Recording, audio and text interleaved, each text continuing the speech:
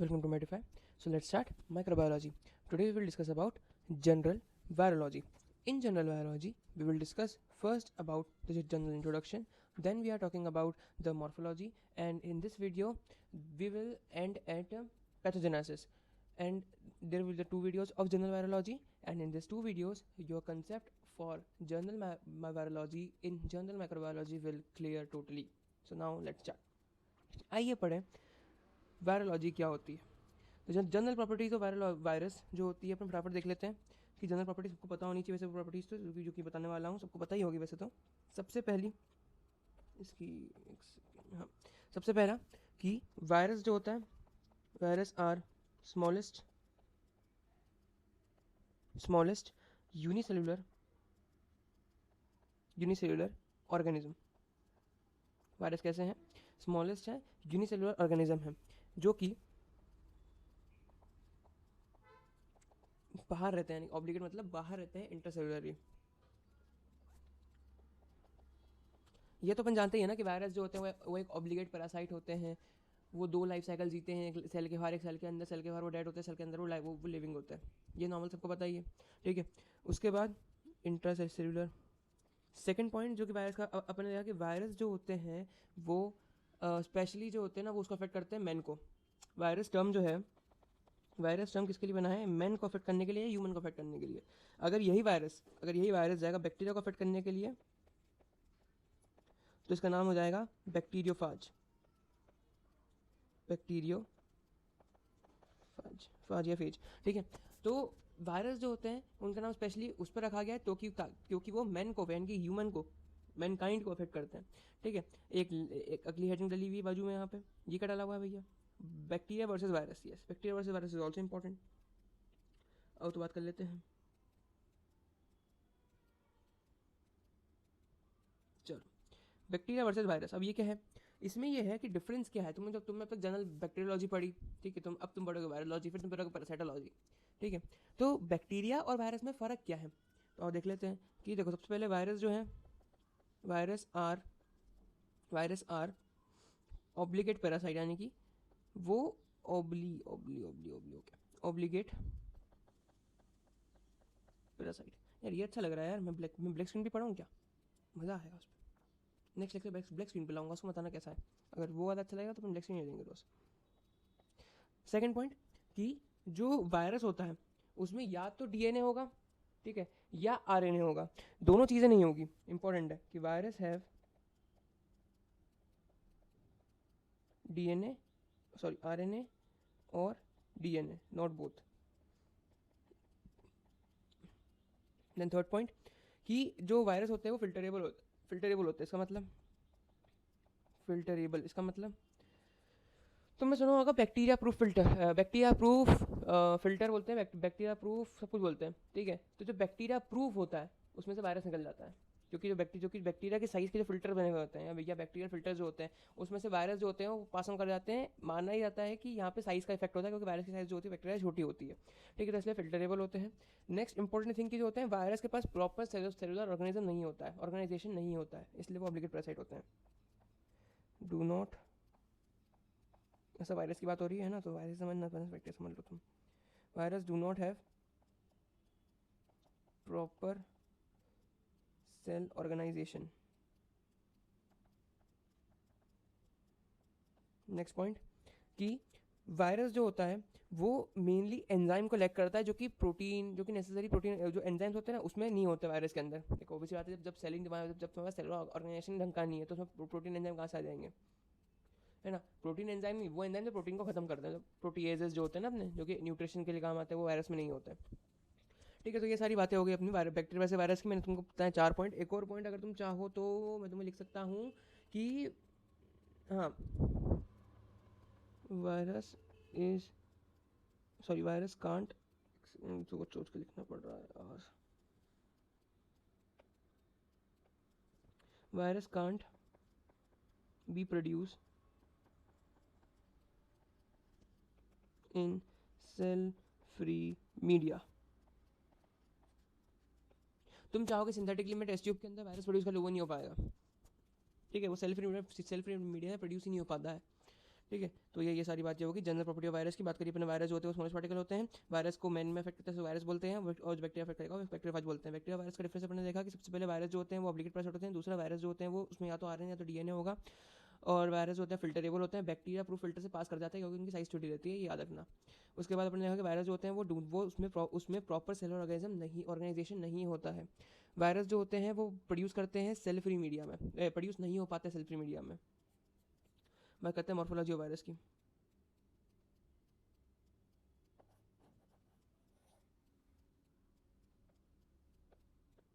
So morphology of virus, virus के अंदर क्या क्या चीज़ होगी जो तुम मॉर्फोलॉजी देख रहे हो, तो चीज़ें नहीं होगी तो मॉर्फोलॉजी की बात कर रहे हो। ऑब्वियसली तुमने बोला कि वायरस में जब प्रॉपर सेलुलर ऑर्गेनाइजेशन ही नहीं होता तो तुम सेलुलर ऑर्गेनाइजेशन की बात कैसे कर लोगे, बताते हैं ना।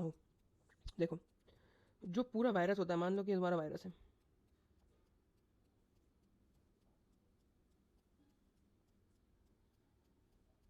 ऐसे होता है वायरस, बैक्टीरियोफाज का डायग्राम है, ऐसे ही बनाना पड़ता है पेपर में, ये पेपर में बनाना पड़ता है, शॉर्ट में आता है बैक्टीरियोफाज पे।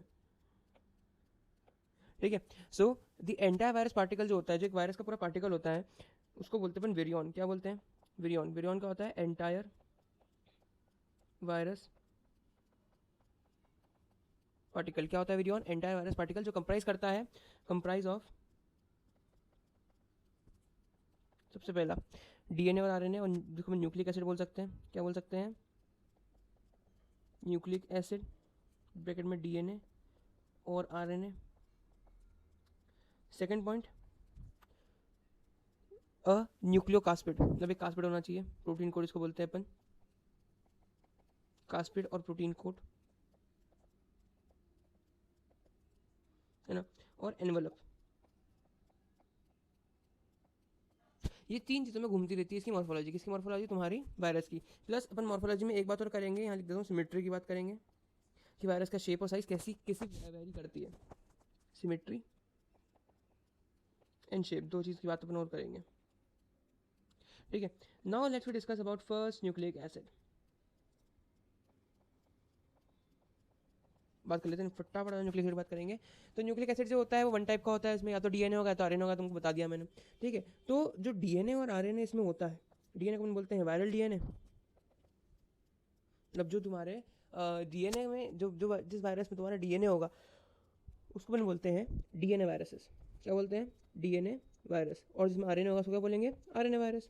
सिंपल है यार, तो बहुत सिंपल, माइक्रोबायोलॉजी तो सिंपल है क्या। आओ पूछते हैं थोड़ा डीप में, कैसे। जो न्यूक्लिक एसिड होते हैं वो अलग अलग शेप्स के आते हैं, सुनो, ये वो अलग अलग वैरायटी के होते हैं। जो वैरायटी होती है वो कैसी होती है, तो फटाफट बात कर लेते हैं। आ जाओ उधर। सिंगल स्टैंडर्ड हो सकते हैं, डबल स्टैंडर्ड हो सकते हैं, और सर्क्यूलर हो सकते हैं, और लीनियर भी हो सकते हैं। तो तुम्हारे R N A D N A के पहले लिखा होगा S D N A, S D N A तो नहीं होगा, single standard D N A नहीं होता, आर एन ए होता है सिंगल स्टैंडर्ड। तो एस एस आर एन ए,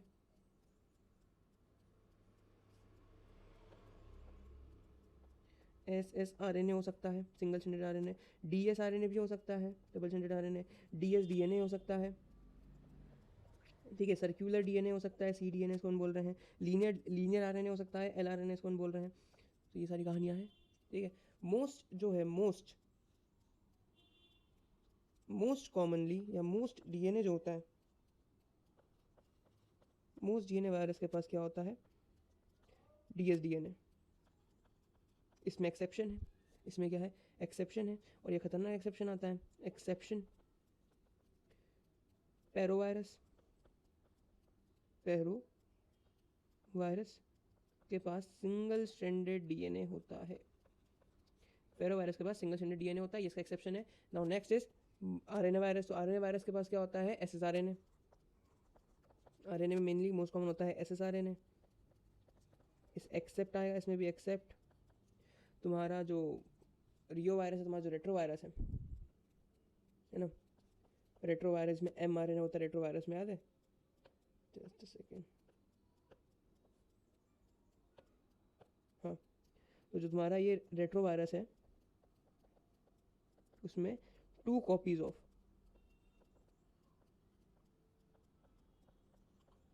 एसएसआरएनए होता है। जो न्यूक्लिक एसिड होता है वो मोस्ट ऑफ वायरस में अनसेगमेंटेड होता है। सुनना, जो तुम्हारा बहुत सारे न्यूक्लिक एसिड जो बहुत सारे वायरस में न्यूक्लिक एसिड जो होता है वो अनसेगमेंटेड होता है, एक्सेप्ट जो बुनिया वायरस है या जो इन्फ्लुएंजा वायरस है, रोटा वायरस है, इन सब में क्या होता है मल्टीपल सेगमेंट में आरएनए बटे होते हैं। किस किस में नाम लिखो सबके सबके नहीं, एक का लिख लें, इन्फ्लुएंजा का, influenza virus, rota virus,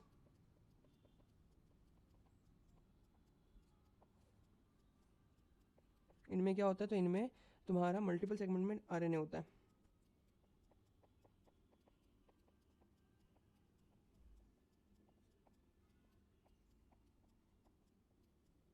multiple segment में तुम्हारा आरएनए होता है। Then we talk about protein code कास्पिड।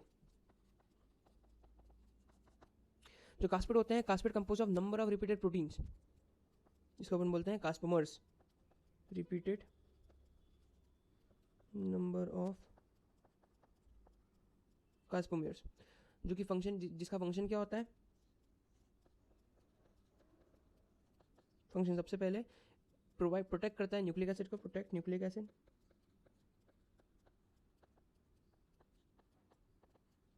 Protect nucleic acid from the बताओ फ्रॉम द, कहाँ से प्रोटेक्ट करना है तुमको, बाहर की चीज़ों से, फ्रॉम एक्सटर्नल एनवायरनमेंट, ठीक है।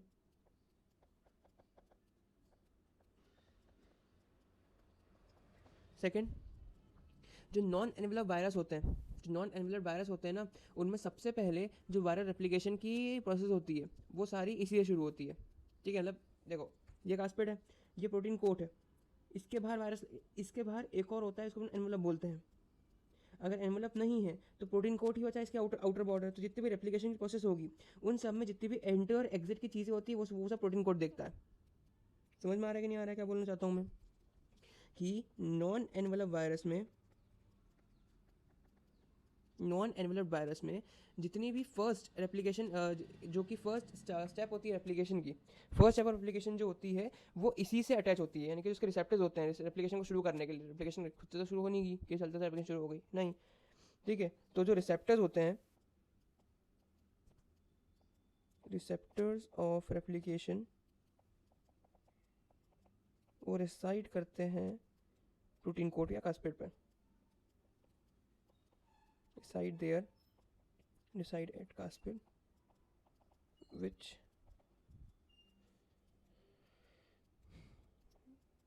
initiate replication, ठीक है। यानी कि जो रिसेप्टर्स रेप्लिकेशन को इनिशिएट करते हैं वो कहाँ रिसाइड करते हैं, कास्पिड पर रिसाइड करते हैं। किसमें, नॉन एनवेलप्ड वायरस में, क्योंकि अगर एनवेलप वायरस है तो एनवेलप पे जा जाएंगे वो रिसेप्टर्स, ठीक है, क्योंकि आउटर बॉर्डर पर तुम्हारी कास्पिड हो जाती है अगर तुम्हारी एनवेलप नहीं है तो।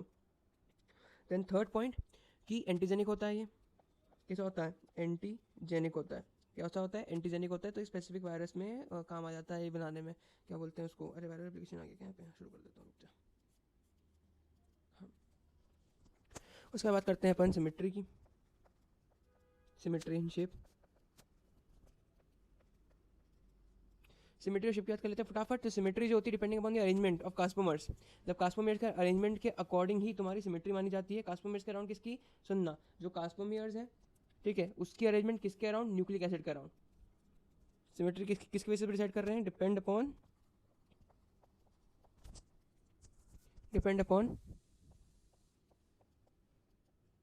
Arrangement of कास्पोमर्स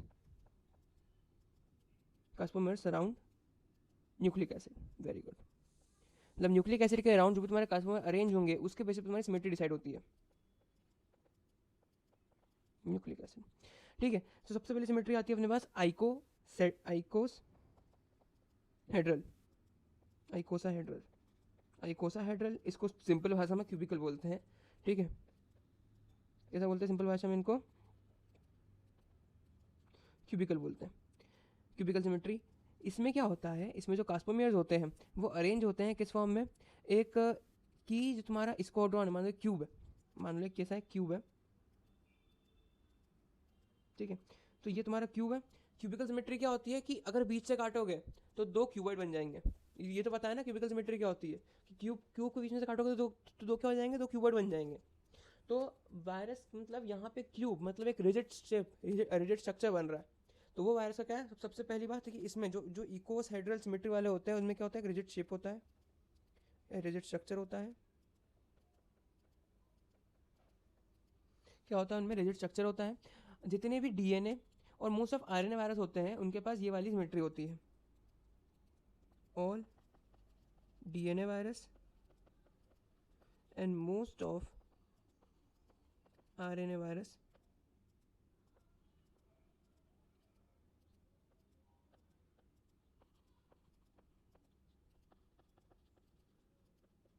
are having icosahedral symmetry. Icosahedral symmetry होती है। उसके बाद next symmetry is helical symmetry. Helical वही हेलिक्स फॉर्म में। Next symmetry is helical symmetry. In helical symmetry क्या होगा, जो कास्मोमर्स होते हैं वो कॉइल्ड होते हैं। कास्मोमर्स जो होते हैं वो कॉइल्ड होते हैं सराउंड द तुम्हारा ये न्यूक्लिक एसिड के। इसमें क्या होता है, इस वायरस में न्यूक्लिक एसिड जो होता है वो कुछ ऐसा ऐसा ऐसा ऐसा हेलिकल फॉर्म में होता है, हेलिक्स फॉर्म में होता है, स्पाइरल फॉर्म में होता है। इसके अराउंड तुम्हारे कास्मोमर्स लगे हुए रहते हैं। ऐसा पूरा ढक लेता है सो कास्मोमर्स। तो हेलिक्स फॉर्म में रहते हैं, ठीक है। ये हो गया तुम्हारा हेलिकल।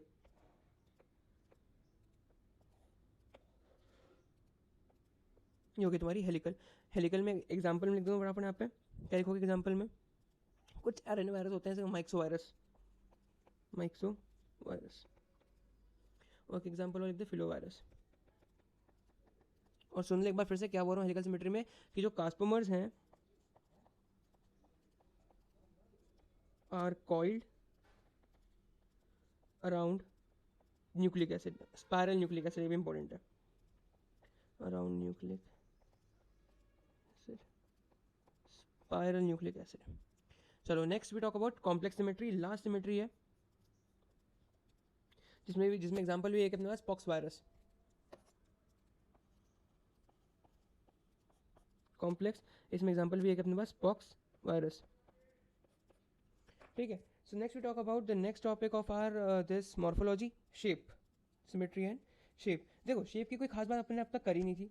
जो शेप होता है ना उसके अराउंड उसका वो भी होता है, क्या बोलते हैं उसका, नोमेनक्लेचर भी शेप के अराउंड ही करता रहता है रिवॉल्व। जैसे कि अपन ने रफली जो शेप होता है वो स्फेरिकल होता है। कैसा, तुमने कैप्सूल्स देखी है, कैप्सूल की शेप की होती है, एक सिलेंड्रिकल शेप की होती है ना, सेम वही शेप वायरस के भी होते हैं। नॉर्मली किस वायरस की शेप का होगा, तो या तो स्फेरिकल होगा रफली, और रफली स्फेरिकल का मतलब क्यों, वो सिलेंडर ही होता है। सिलेंडर मतलब एक प्रॉपर राउंड सिलेंडर होते हैं ना, राउंड सिलेंडर क्यों कैप्सूल जैसे, वो कैप्सूल शेप होता है मेनली इनका। माइक्रोस्कोप में देखो इनमें कैप्सूल शेप ही दिखेगा।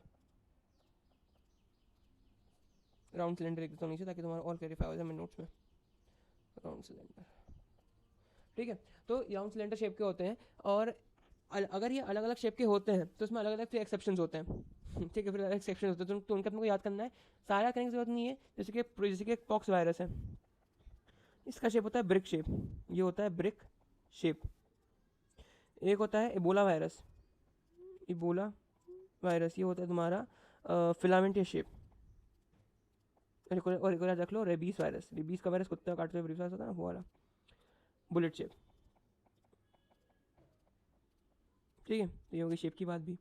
Next we talk about envelopes, जो वायरस के ऊपर एनवेलप लगे रहते हैं वो।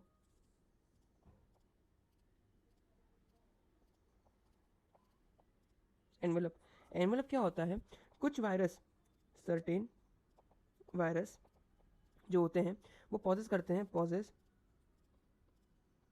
एनवेलप सराउंड, जो किसको सराउंड कर रहा है, सराउंड द न्यूक्लियोकास्पिड, जो तुम्हारी प्रोटीन कोट है कास्पिड, उसके अराउंड तुम्हारा एक एनवेलप चलता है, उसको बोलते हैं एनवेलप, ठीक है। सराउंड न्यूक्लियो कास्पिड, ठीक है। जो तुम्हारा एनवेलप होता है वो लिपोप्रोटीन नेचर का होता है। कौन से नेचर का होता है, लिपोप्रोटीन, पहली चीज़। दूसरी चीज़, पेपर में क्वेश्चन आता है कि किसके पास एनवेलप नहीं होता है, ठीक है। किसके पास एनवेलप नहीं होता है तो तुमको रटना पड़ेगी, 2-4 नाम है, ठीक है, वो अपन लिखेंगे लास्ट में। पहले रुकते जाओ, पहले थोड़ा डीप में जाए इसके। देखो लाइपोप्रोटीन है, एकदम लाइपो प्रोटीन है, तो इसके दो पार्ट है, एक तो लिपिड और एक प्रोटीन पार्ट, ठीक है। जो लिपिड पार्ट होता है वो कहाँ से आता है, तो lipid part is host, lipid part जो होता है वो डायरेक्ट कहाँ से होता है, होस्ट सेल मेम्ब्रेन से, होस्ट की सेल मेम्ब्रेन से ड्राइव होता है। और जो प्रोटीन पार्ट है वो कहाँ से आया? तो जो प्रोटीन पार्ट है वो कहाँ से आया? प्रोटीन पार्ट इस फॉर्म इज वायरस कोडेड। जो प्रोटीन पार्ट जो होता है वो खुद वायरस का होता है, और जो लिपिड पार्ट होता है वो इसका होता है, होस्ट की मेम्ब्रेन का होता है। Protein virus coded, made up of सब यूनिट्स, जो कि सब यूनिट से बना हुआ रहता है पेप्लोमर से। किससे बना रहता है? पेप्लोमर। ठीक है, जो कि पेप्लोमर कैसा होता है? स्पाइक शेप का होता है, स्पाइक्स फॉर्म करता है इसकी सरफेस पे, स्पाइक्स। ठीक है, कुछ वायरस जो होते हैं जो कि क्या बोलते हैं उसको, मोर देन मैनकाइंड, जो मतलब बहुत ज़्यादा होते हैं एज कम्पेयर टू मैन, मतलब जो अपनी ह्यूमन पॉपुलेशन है उससे ज़्यादा ये वायरस मिलते हैं, वो होते हैं अपने इन्फ्लुएंजा वायरस। जैसे इन्फ्लुएंजा वायरस जो होता है उसमें बहुत सारे पेप्लोमर दिखेंगे तुमको, मतलब इतने पेप्लोमर होते हैं उसमें जितने मैनकाइंड भी ज़्यादा होते हैं अपने। उसके बाद बात करते हैं अपन किसकी, कि किसके पास नहीं होता है नॉन एनवेलप वायरस। अब भैया ये कौन है इनका एनवेलप होता ही नहीं है? तो याद रखना, सबसे पहले नाम पेर या परो वायरस, परवो वायरस। दूसरा एडिनो वायरस। ये जो वायरस होते हैं ना, ये डीएनए वायरस होते हैं। कौन से वायरस होते हैं? ये डीएनए नॉन एनवेलप वायरस होते हैं।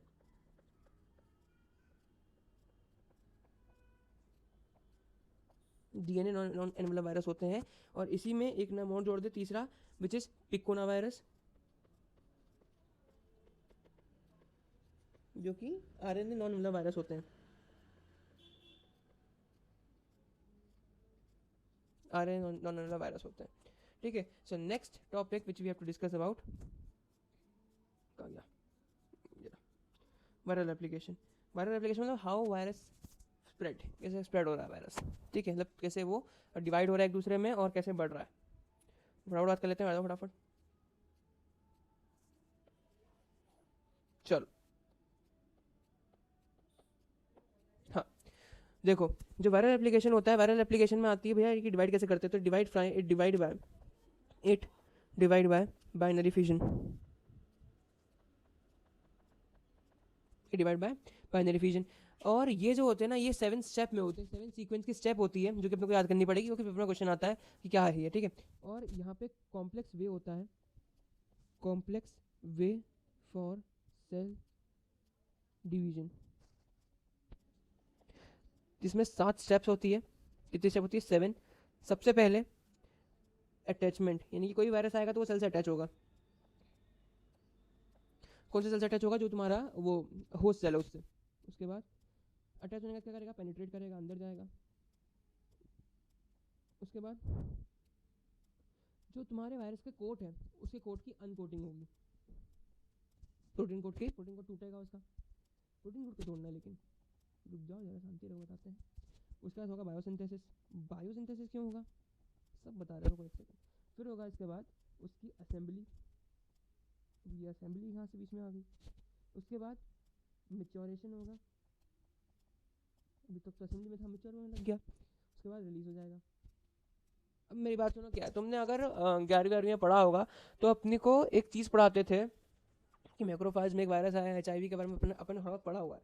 ठीक है, पढ़ा था ना, मैक्रोफाज जो होता है वो एक वायरल फैक्ट्री बन जाता है, सब पढ़ा था ना अपन ने। अब सुनो कहानी क्या है।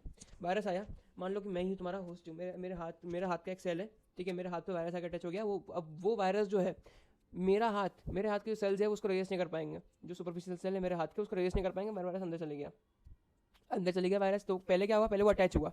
उसके बाद क्या हुआ? उसका पेनिट्रेट हुआ मेरे सेल के अंदर। उसके बाद क्या हुआ? जो वायरस के ऊपर की कोटिंग थी कास्पेट की, वो कास्पेट टूट गया। कास्पेट को उसने तोड़ा, उसके अंदर का जो न्यूक्लिक एसिड, जो डीएनए है, वो डीएनए उसने मेरे सेल के अंदर रिलीज करवा दिया। अब मेरे सेल के अंदर उसने अपना डीएनए रिलीज करवाया है। अब वो डीएनए क्या करेगा? इनकॉर्पोरेट हो जाए, इंटीग्रेट हो जाएगा किसके अंदर? मेरे सेल के डीएनए के अंदर। जो मेरा डीएनए है मेरे सेल के अंदर, उसमें जाके वायरल डीएनए इंटीग्रेट हो जाएगा। अब वो डीएनए जो इंटीग्रेट हुआ है, अब उसका ये होता है बायोसिंथेसिस फेज।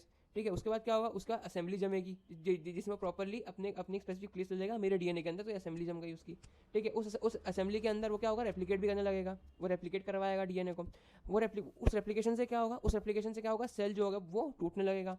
सेल को टूटने लगेगा क्योंकि डीएनए एक्सेस बढ़ रहा है, डीएनए एक्सेस बढ़ रहा है। और वो क्या करेगा? वो डीएनए जो उसने बनाया वो रेप्लिकेट करते करते करते करते उसको फैक्ट्री बना लेगा। वो इतने डीएनए प्रोड्यूस करेगा और सारे डीएनए क्या होंगे? अब सारे डीएनए मिच्योर होके सेल के बाहर जाके दूसरे सेल में जाएंगे, क्योंकि अब डीएनए कौन सा है, वायरल डीएनए, क्योंकि वो इंटीग्रेट हो गया था उसमें वायरल डीएनए, वो रेप्लिकेट कर रहा था, अपनी अपनी प्रॉपर्टी एक्सप्रेस कर रहा था। समझ में आया क्या हुआ?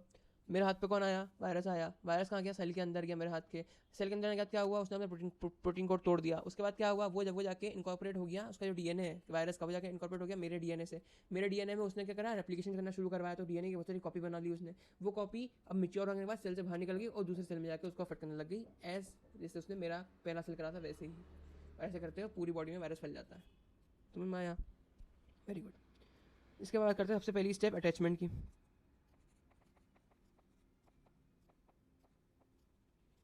अटैचमेंट क्या हो रहा है, the first most specific step of viral replication attachment होती है, जिसमें ये जो होता है तुम्हारा एनवेलप या तुम्हारा प्रोटीन कोड अटैच होता है किसी सेल की सरफेस या सेल की मेम्ब्रेन से। तो हो अपना वायरल कास्पिड और envelope attach to cell surface of host. ठीक है। और जो तुम्हारा ये सेकंड से पेनिट्रेशन में क्या होगा, जो वायरल पार्टिकल है वो अंदर चले जाएगा। वायरल पार्टिकल क्या होगा, अंदर चले जाएगा। अंदर जाने के भी अलग अलग तरीके हैं इसके पास। ठीक है। वायरल पार्टिकल जो होगा वो पेनिट्रेट हो जाएगा टू होस्ट सेल, ये तो हो जाएगा, लेकिन इसके अंदर की बात ये हो जाएगी कि या तो किससे होगा, तो प्रोसेस हो जाएगी फेगोसाइटोसिस की।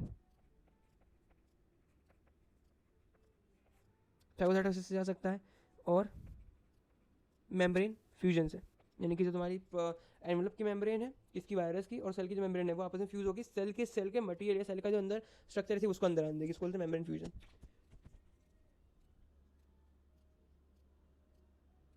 ये मेम्ब्रेन फ्यूजन है, ये सिर्फ एनवेलप वाले कर सकते हैं, मेम्ब्रेन फ्यूजन।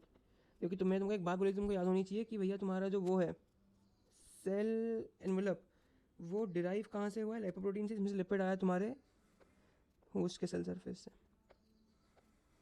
याद होना चाहिए तुमको ये। उसके बाद करते हैं अपन अनकोटिंग की। अनकोटिंग होगी भैया किसकी, by reaction of lysosomal enzyme, जो कि अपनी बॉडी के अंदर आएगा, तो अपनी बॉडी के अंदर है होता है लाइसोसोम, उसके होते हैं एंजाइम। तो lysosomal enzyme of host cells by lysosomal enzyme of host cell.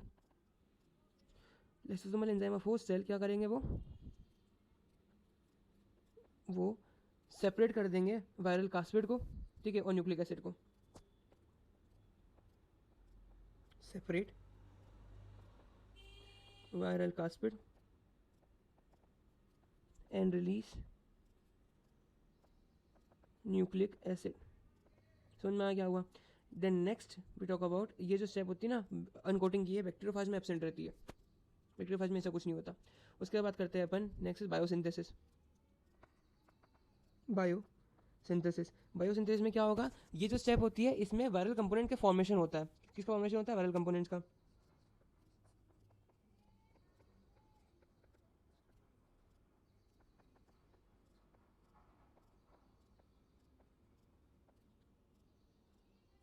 कौन से वायरल कंपोनेंट बनते हैं, ये तो बताओ यार, वायरल कंपोनेंट बनते हैं कैसे? तो पहले बनता है न्यूक्लिक एसिड बनता है, बता था ना, न्यूक्लिक एसिड आपस में डीएनए इंटीग्रेट करके रेप्लिकेट करेगा, तो डीएनए पहले तो न्यूक्लिक एसिड बन रहा है वायरल का। सेकंड, कास्पिड प्रोटीन भी फॉर्म हो जाएगा, क्योंकि कास्पिड प्रोटीन है अपने पास, लाइसोसोम ने अपना लाइसोसोमल एंजाइम ने सेपरेट करा है कास्पिड प्रोटीन और उसको डीएनए को रिलीज करवाया, तो कास्पिड प्रोटीन की कॉपीज बन सकती है, कास्पिड प्रोटीन भी बन सकता है। तीसरा, अपने को एक एंजाइम बन सकता है जो कि वायरल के वेरियस स्टेज पे काम आएगा, जो कि वायरस के बहुत स्टेज पे काम आ जाएगा। और रेगुलेटरी प्रोटीन भी काम आ सकता है, जो कि शट डाउन करेगा होस्ट सेल मेटाबॉलिज्म को।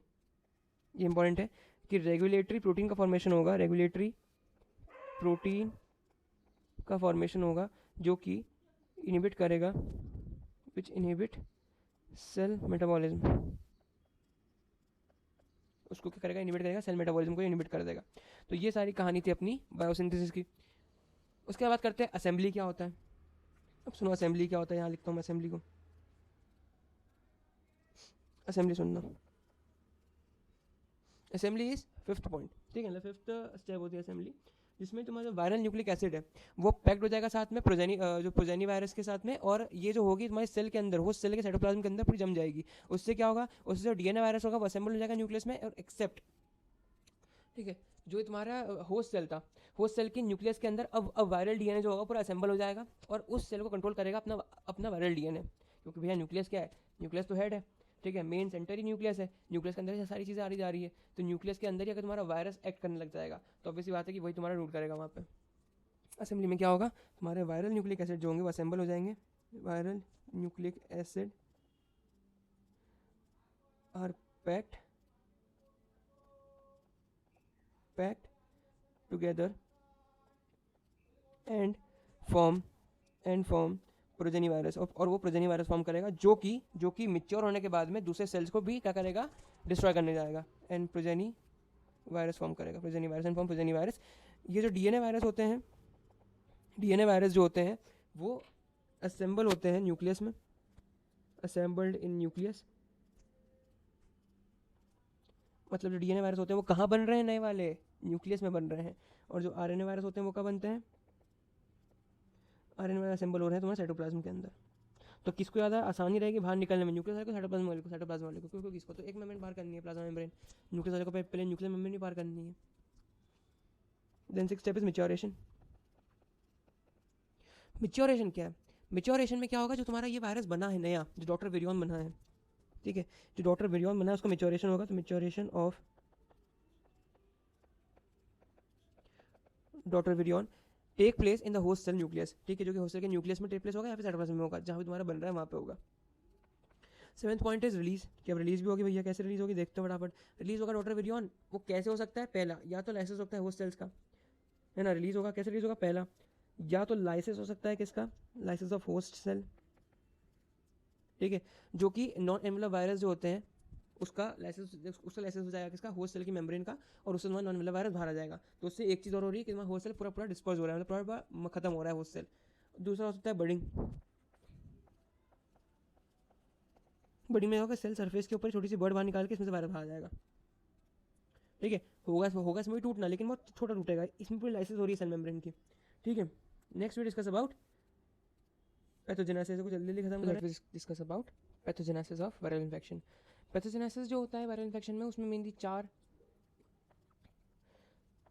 पार्ट होते हैं पैथोजेनेसिस के। पहला, यानी कि पहला जो जिस तरीके से वो शुरू होता है पैथोजेनेसिस, वो होता है transmission. Second, primary site of replication.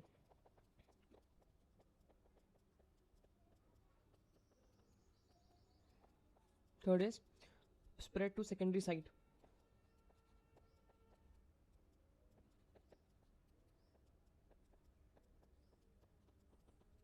And the fourth is manifestation of diseases. Manifestation of diseases. अब ये सारी कहानियाँ हैं का, तो सुनो। जो पैथोजेनेसिस है उसमें मेनली होता है कि हाउ कि वायरस कैसे अपना इन्फेक्शन कॉज कर रहा है अपनी, या अपनी डिसीज कॉज कर रहा है।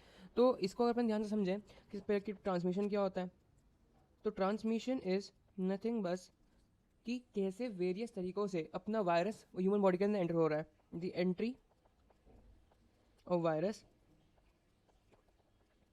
In human body, human body के अंदर वायरस कितने तरीक़ों से एंटर कर पा रहा है, ये तुम्हारा होता है ट्रांसमिशन।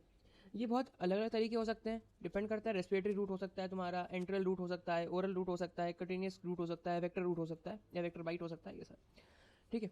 तो ये सारी कहानियाँ होती है अपने ट्रांसमिशन के अंदर कि जो entry of virus in the human body. And next topic is primary site of replication, कि जब तुम्हारी बॉडी में एक बार वायरस अंदर आ गया है, वायरस के अंदर आने के बाद में वो रेप्लिकेट कहाँ कर रहा है, तो हम बात करेंगे रेप्लिकेशन की। Primary site of replication, replicate यानी कि वो मल्टीपल बॉडी या मल्टीपल कॉपीज में कैसे डिवाइड हो रहा है।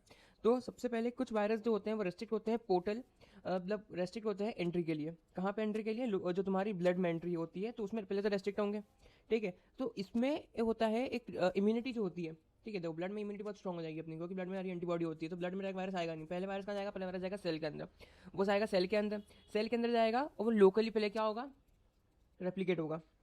First it enters the cell and locally replicate and form local infection or cause silent local infection.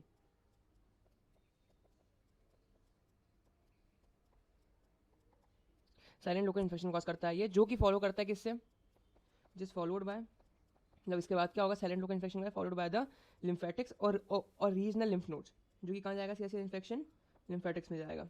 Infection leads to lymphatics, lymphatic और लिम्फ नोड, ठीक है। लिम्फेटिक और लिम्फ नोड अगर ब्लड में जाए या ब्लड में भी जा सकता है, एंड ब्लड, ठीक है। तो ये सारी कहानी होगी प्राइमरी साइट ऑफ रेप्लिकेशन की। Then we next talk about spread. तुम्हारा स्प्रेड कैसे होगा, तो अब सुनो, स्प्रेड में ना अलग अलग बातें होती है। सबसे पहले होता है प्राइमरी वायरीमिया। वायरीमिया तुमने पढ़ा है, वायरीमिया क्या होता है, ल्यूकीमिया क्या होता है, ल्यूकीमिया क्या होता है, इंक्रीज ऑफ ल्यूकोसाइट। तो वायरीमिया क्या होता है, इंक्रीज इन वायरस, यस। वायरीमिया सबसे पहले क्या हुआ, बॉडी के अंदर अपना वायरस आया, ट्रांसमिशन, उसके बाद क्या हुआ, वो रेप्लिकेट हुआ, रेप्लिकेट होने के लिए वो लोकल सेल्स में पहले रेप्लिकेट हुआ, तो उसने साइलेंट लोकल इन्फेक्शन कॉज किया। जैसे उसकी स्ट्रेंथ और उसकी मल्टीप्लिकेशन और उसकी कॉपीज वायरस की बढ़ गई, वो कहाँ गया, अपना लिम्फेटिक्स में गया और ब्लड में गया।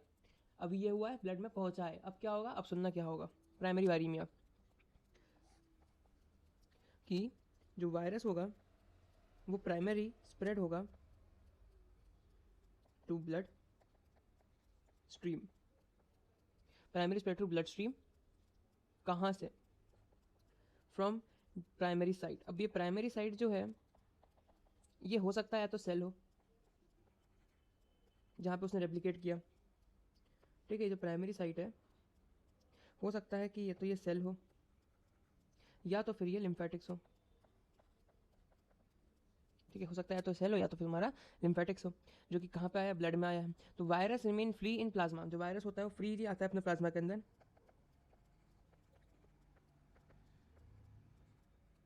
Remain free in plasma.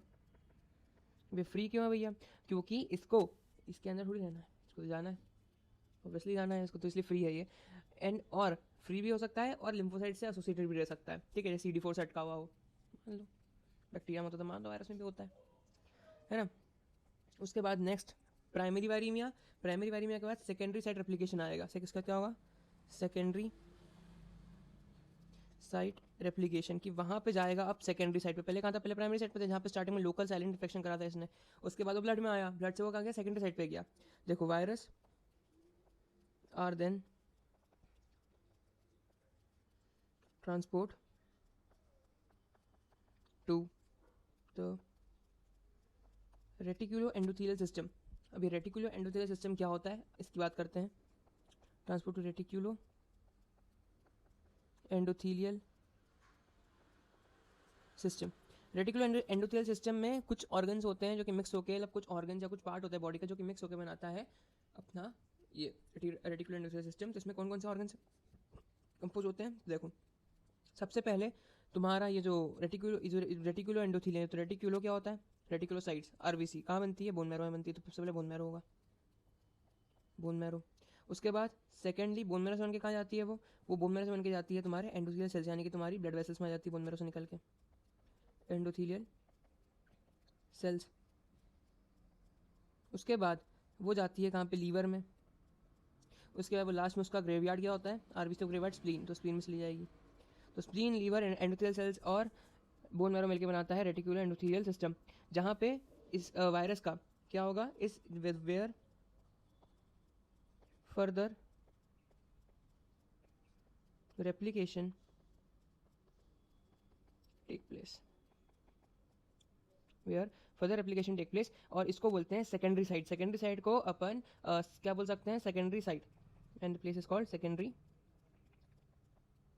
Site. इसको अपन central foci for secondary infection भी बोल सकते हैं, और central foci for viral multiplication भी बोल सकते हैं। तो ये हो गया पैथोजेनेसिस में, ये हो गया अपना किसमें, स्प्रेड में सेकंड पॉइंट। स्प्रेड में सबसे पहला कौन सा था, प्राइमरी वायरीमिया। पहले प्राइमरी वो अपनी जहाँ पे उसका प्राइमरी साइट थी वहाँ से निकल के ब्लड में आया। सेकंड ब्लड से निकल के वो हो सकता है बोन मैरो में गया हो, एंडोथेलियल सेल्स में हो गया हो, या फिर लीवर या फिर स्प्लीन में आया हो, क्योंकि ये सारी जगह ब्लड, यहीं से ब्लड शुरू होता है और यहीं से ब्लड खत्म भी होता है। देन क्या आता है सेकेंडरी वायरीमिया। पहले प्राइमरी वायरीमिया, तब आता है सेकेंडरी वायरीमिया। सेकेंडरी वायरीमिया क्या होता है कि स्प्लीन या लीवर जो कि दो मेन ऑर्गन थे अपने रेटिकुलर एंडोथेलियल सिस्टम में। तो स्प्लीन और लीवर से, ठीक है, स्प्लीन और लीवर से जो वायरस होगा वो स्लिप ओवर होगा कहाँ पे, ब्लड स्ट्रीम के अंदर। सुनना, अपना लीवर और स्प्लीन से जो वायरस होगा वो रेप्लिकेट कर रहा है वहाँ पे, रेप्लिकेट इतना कर रहेगा कि वो स्लिप ओवर होने लगेगा, यानी कि SLIP, हाँ, स्लिप ओवर होने लगेगा कहाँ से, तुम्हारे लीवर के सरफेस से, कहाँ पे, into blood stream, into blood stream, और वो लीड करेगा सेकेंडरी वायरीमिया में, NH3 secondary viraemia, which results, जो रिजल्ट किसमें करेगा, onset of non specific symptoms में, which results onset of non-specific symptoms, onset of non-specific symptom.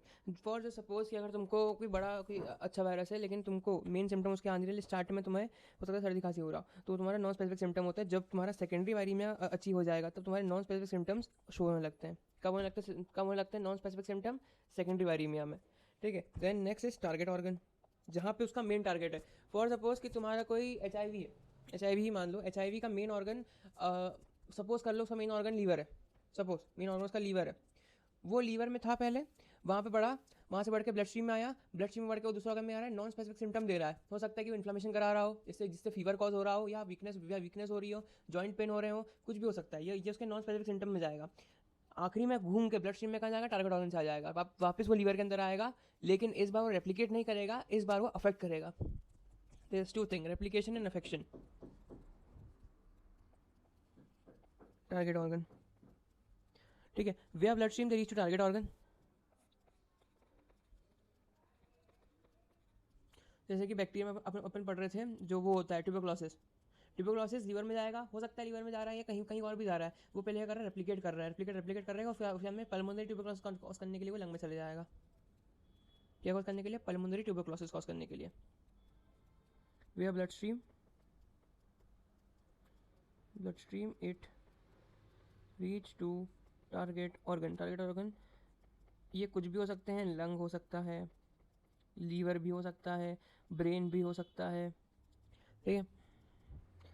उसके बाद आता है ट्रोपोजिम।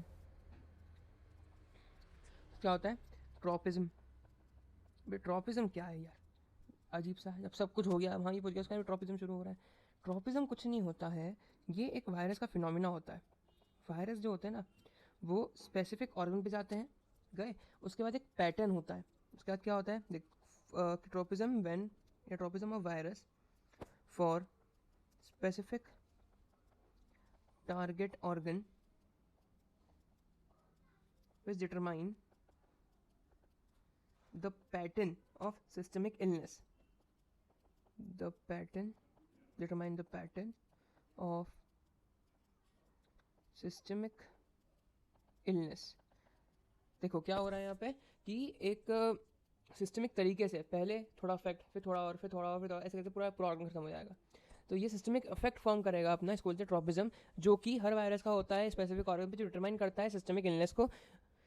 एग्जाम्पल, जो हेपेटाइटिस वायरस होता है, ठीक है, उसका ट्रोपिज्म होता है कि पहले वो हेपेटोसाइट्स पे जाएगा, फिर वो प्रोड्यूस करेगा हेपेटाइटिस प्रोड्यूस करेगा, फिर वो प्राइमरी डिसीज कॉज करेगा। मतलब जैसे कि तुम्हारा हेपेटाइटिस वायरस है, हेपेटाइटिस वायरस जो होता है वो पहले कहाँ जाएगा, पहले जाएगा हेपेटोसाइट्स पे, ठीक है, वो प्रोड्यूस करेगा हेपेटाइटिस कॉज कर दिया उसने, ठीक है, इन्फ्लेमेशन इन लीवर, ठीक है। उसके बाद वो उसकी प्राइमरी डिसीज़ है, वो कौन सी डिसीज़ है, उसकी प्राइमरी डिसीज़ है। फिर उसका हो सकता है कोई दूसरा ऑर्गन पे जाए, हो सकता है कोई दूसरा ऑर्गन पे जाके कुछ और कॉज करे, कुछ भी हो सकता है, ठीक है। Tropism in turn depend upon the presence of host cell receptors of the specific virus. जो ट्रोपिज्म होता है वो डिपेंड करता है होस्ट सेल्स के रिसेप्टर्स पे, कि उस पर कौन से रिसेप्टर प्रेजेंट है। फॉर सपोज कि तुम्हारे अंदर हेपेटाइटिस बी वायरस घुस गया, लेकिन अगर उस रिसेप्टर्स ही नहीं तो अंदर कैसे जाएगा, पॉसिबल ही नहीं अंदर जाना, तो ब्लड स्ट्रीम में घूमता रह जाएगा, ठीक है। एंड नेक्स्ट एक लास्ट टॉपिक है छोटा सा, विच इज़ वायरस शेडिंग। इसमें तुम्हारे पैथोजेनेसिस में ही छोटा टॉपिक है वायरस शेडिंग। वायरस शेडिंग कुछ नहीं है, बस एक डेफिनेशन उसकी रटने के लिए आती है, 2 नंबर में डेफिनेशन पूछते हैं आखिरी में उसकी, which is shedding of infected या infectious virus is necessary step to maintain the environment और host। मतलब जो तुम्हारा वो है वायरस, जब वो एक्सेस बढ़ जाएगा, तो उसको शेड करना भी ज़रूरी है, यानी कि जो shedding of infectious virus is necessary to step to maintain the virus in the environment and shedding में occur at various stages of disease के कोई सी भी स्टेज पे या बहुत सारी स्टेजेस पे तुम्हारा ये होता है, क्या होता है, शेडिंग होती है, जो कि शेडिंग इंपॉर्टेंट होती है मेंटेन करने के लिए अपना इन्वायरमेंट बॉडी का। उसके बाद हम बात करते हैं किसकी, मैनिफेस्टेशन की। लास्ट टॉपिक है अपना पैथोजेनेसिस का, उसका लेक्चर खत्म ये वाला। फिर नेक्स्ट लेक्चर में पढ़ेंगे अपन लेबोरेटरी और ओवरव्यू, मतलब 2-3 वायरस बारे में पढ़ लेंगे और लेबोरेटरी डायग्नोसिस पढ़ लेंगे, ठीक है। मैनिफेस्टेशन कुछ नहीं है, छोटी चीज़ है मैनिफेस्टेशन।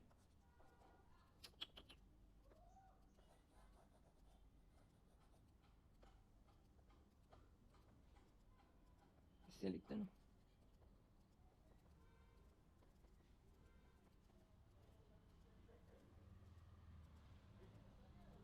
देखो स्पेलिंग इसने ही लिखी है, तो अगर गलत चला तो बोलना मत कुछ।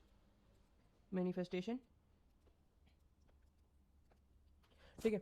अब सुनना होता क्या है। सबसे पहले मैनिफेस्टेशन मतलब क्या होता है, मतलब कोई की अफेक्शन या अफेक्ट कैसे हो रहा है, क्या क्या चीज़ें खराब हो रही है, उसके बाद में उसको बोलते हैं मैनिफेस्टेशन।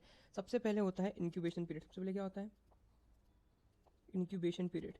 उसके बाद आते हैं क्लिनिकल मैनिफेस्ट, उसके बाद आता है क्लिनिकल मैनिफेस्टेशन। उसके बाद होता है वायरल पैथोजेनेसिस, वायरल पैथोजेनेसिस। और लास्ट में होता है अपना फील्ड इन्फेक्शन, अगर होता है तो। फील्ड इन्फेक्शन मतलब दो चीज़ होगी, एक ये होगा और एक ये हो जाएगा, फील्ड इन्फेक्शन।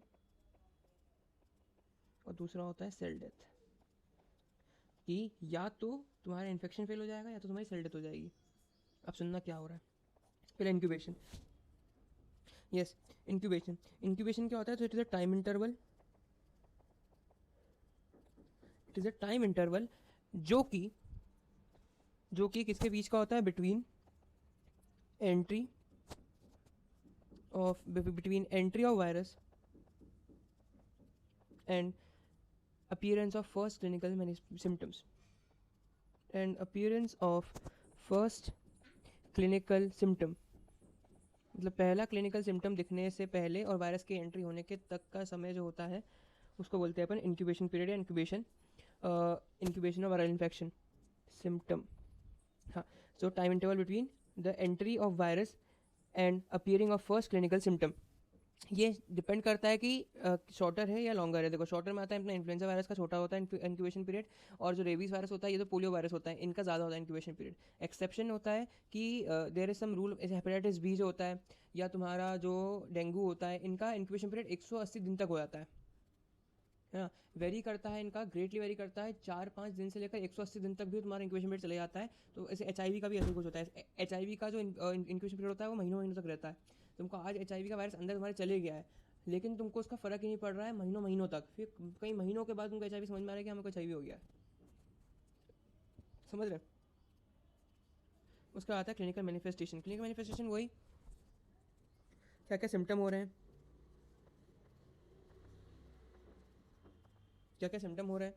देखो डिपेंड करता है कि रेस्पिरेटरी सिस्टम, रेस्पिरेटरी वायरस है कि क्या है, ठीक है। जैसे कि इन्फ्लुएंजा है या कोरोना वायरस है जो कि अभी आया था, इन्फ्लुएंजा एंड कोरोना, ये दोनों किसके हैं, ये दोनों तुम्हारे रेस्पिरेटरी ट्रैक्ट वायरस है, रेस्पिरेटरी वायरसेस हैं, जो कि दोनों lower and upper respiratory tract को इन्फेक्ट कर रहे हैं। किसको इन्फेक्ट कर रहे हैं, lower and upper respiratory tract को इन्फेक्ट कर रहे हैं। देन आता है अपना जीआईटी वाला, जीआईटी वायरस हो सकता है, रोटा वायरस हो गया तुम्हारा। जीआईटी में आते हैं हमारे कौन से, जीआईटी में जो डिप्रेशन कॉज करेंगे रोटा वायरस होते हैं।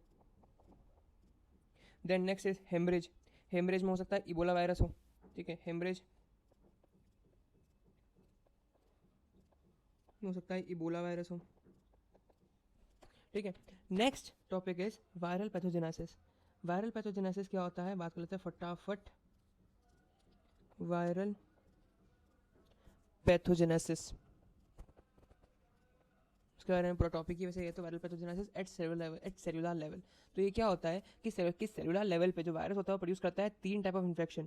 कितने प्रोड्यूस करता है, 3 टाइप ऑफ इन्फेक्शन प्रोड्यूस करता है, जिसमें इंटर्न्स जो नेचर ऑफ वायरस होता है वो, और जो सेल इन्फेक्ट होता है वो। देखो जो वायरल पैथोजन होता है ना वो 3 टाइप के रिएक्शन प्रोड्यूस करता है, ठीक है।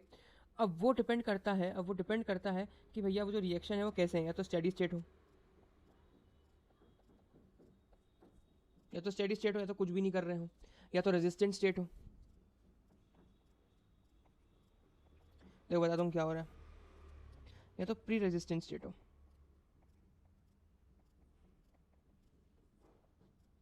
ए प्री रेजिस्टेंट नहीं होता, नॉन रेजिस्टेंट होता है, प्री रेजिस्टेंट होता है।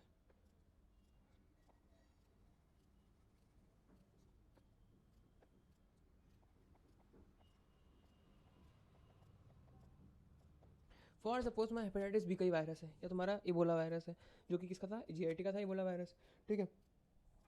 तो हो सकता है जीआईटी सेल्स में पहले से ही रेजिस्टेंट हो, मतलब पहले से तुमको पहले ही तुम्हें बचपन में इबोला वायरस की वैक्सीन लग गई हो, और तुम्हारे जीआईटी सेल्स है वो पहले से रेजिस्टेंट है इबोला वायरस के, तो तुम ऐसे बच जाओगे इबोला वायरस से। तो पहली रिएक्शन होगी जिसमें जिसमें प्री रेजिस्टेंट है अपना होस्ट सेल उस वायरस के लिए, जो कि पहली रिएक्शन। दूसरी होती है नॉन रेजिस्टेंट, वह कुछ रेजिस्टेंट नहीं है इबोला वायरस से, तुम जीआईटी सेल्स में गया, उसने इन्फेक्शन कॉज कर दिया, ये हो गया नॉन रेजिस्टेंट इन्फेक्शन। पहले में क्या था, रेजिस्टेंट था, रिएक्शन हो रही थी, लेकिन आगे प्रोसेस नहीं हो पाई, इबोला वायरस वहीं खत्म हो गया, तो तुम्हें वैक्सीन देकर रखी है, पहली चीज़। दूसरी चीज़, इबोला वायरस बॉडी के अंदर आया, जीआईटी पे गया, उसने अफेक्ट कर दिया, इन्फेक्शन कॉज हो गया, ये सी होगी दूसरी नॉन रेजिस्टेंट फेज या नॉन रेजिस्टेंट रिएक्शन। तीसरी है steady state reaction. Steady state reaction में क्या होता है कि इबोला वायरस जो है, या कोई ऐसा वायरस जो कि सेल के अंदर है लेकिन इन्फेक्शन कॉज नहीं कर रहा है उस सेल को, ये सुनना कि सेल के अंदर वायरस है लेकिन इन्फेक्शन कॉज नहीं हो रहा है उस सेल को, वो इंडिपेंडेंटली दोनों वायरस और सेल साथ में रह रहे without causing infection to that cell respectively. मान लीजिए जीआईटी के सेल्स हैं, या तुम्हारे ब्लड के सेल्स हैं, एंडोथेलियल सेल्स हैं, एंडोथेलियल सेल्स के अंदर कोई वायरस है लेकिन वो एंडोथेलियल सेल को अफेक्ट नहीं कर रहा है, वो तुम्हारे लीवर को अफेक्ट कर रहा है, वो तुम्हारे हेपेटोसाइट्स को अफेक्ट कर रहा है, लेकिन तुम्हारे एंडोथेलियल सेल्स को छोड़ रहा है। उसको बोलते हैं स्टेडी स्टेट रिएक्शंस, ठीक है। हमारे पास बिना से ट्रीटमेंट नहीं आना इसमें। Then is field infection. Field infection क्या होता है कि वायरस जब वायरस इन्फेक्ट करता है किसी होस्ट सेल को, ठीक है, विच इज़ नॉर परमेसिव, वही यही वाली कहानी प्री रेजिस्टेंट वाली, उसको बोलते हैं फील्ड इन्फेक्शन। क्या बोलते हैं, फील्ड इन्फेक्शन बोलते हैं। और सेल डेथ, सेल डेथ क्या होता है, या लाइटिक इन्फेक्शन ने करा दिया वायरस में, वायरस और सेल निपट गया, उसको बोलते हैं सेल डेथ, जो कि लास्ट स्टेज होती है। एक बार डिस्कस कर लेते हैं पैथोजेनेसिस को फटाफट। देखो मैनिफेस्टेशन को बताता हूँ मैं एक बार पहले। इंक्यूबेशन क्या हुआ, इंक्यूबेशन में हुआ वायरस आया और उसने सिम्टम दिया, इसको बोलते हैं इंक्यूबेशन पीरियड। पहला वायरस की एंट्री से पहले सिम्टम तक इंक्यूबेशन पीरियड। क्लिनिकल मैनिफेस्टेशन में हो सकता है कि रेस्पिरेटरी का हो, ठीक है, हो सकता है रेस्पिरेटरी का हो, जैसे कि तुम्हारा इन्फ्लुएंजा वायरस हो गया, हो सकता है रेस्पिरेटरी का जो अपर और लोअर ट्रैक्ट को अफेक्ट कर रहा हो। जीआईटी का हो सकता है इबोला वायरस हो, तुम्हारे हेमरेज का हो सकता है डेंगू वायरस हो, सॉरी जीआईटी का होता है रोटा वायरस, या तो जीआईटी का होता है रोटा वायरस होता है, ये लिखा हुआ है। जीआईटी का होता है rota virus, Ebola virus, Ebola virus जो होता है वो इसका होता है हेमरेज का, इबोला वायरस, ठीक है। उसके बाद हो सकता है कि तुम्हारा आ गया, उसका हो सकता है वायरल पैथोजन। वायरल पैथोजन तीन तीन चीज़ में तुमको बता दी, तीन चीज़ में तुमको बता दी, प्री रेजिस्टेंट, नॉन रेजिस्टेंट और स्टेडी स्टेट, ठीक है। प्री रेजिस्टेंट में इन्फेक्शन फेल हो जाएगा तुम्हारा, फील्ड इन्फेक्शन अफेक्ट नहीं कर पाया। सेल डेथ में तुम्हारा नॉन रेजिस्टेंट हो जाएगा, इसमें इन्फेक्शन कॉज कर दिया। तो ये सारी बातें हैं।